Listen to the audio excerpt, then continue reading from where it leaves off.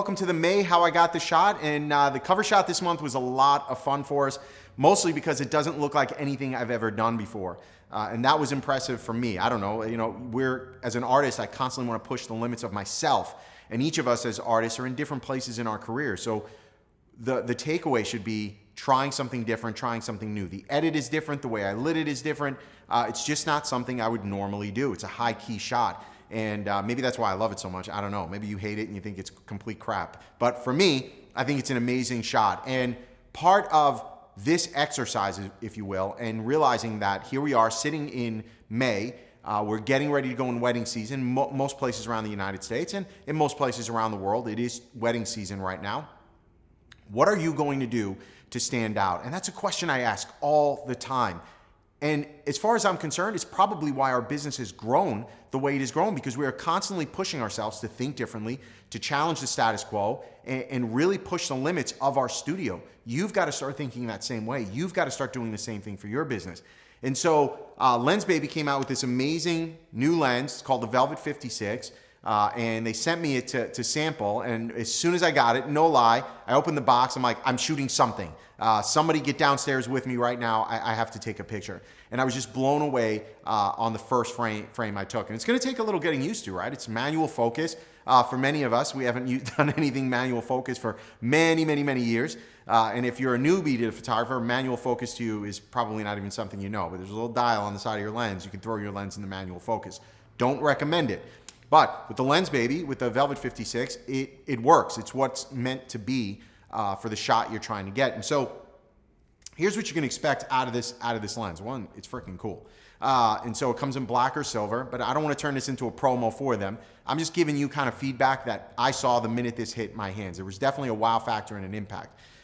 Two features I love about it is the lens gives you the ability to take this kind of like 50 millimeter-ish shot, and then you can go into a macro mode right on this. But it's going to give you this soft, velvety feel to the image. It's not going to be tack sharp.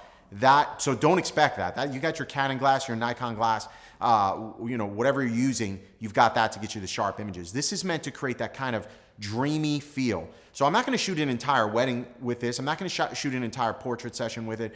I'm just going to shoot a couple of frames of my bride, of my couple, to create this dreamy look and effect. And it's going to go back in the bag.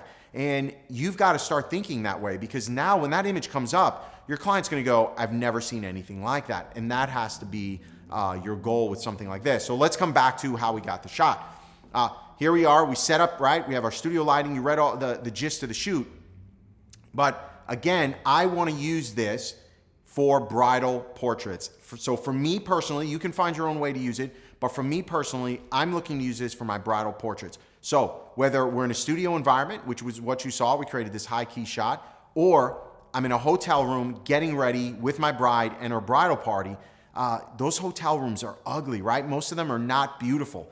And so how do you make that room look different? How do you create interest or drama? How do you create that portrait for them without going outside when they don't want to get their dress dirty or something like that?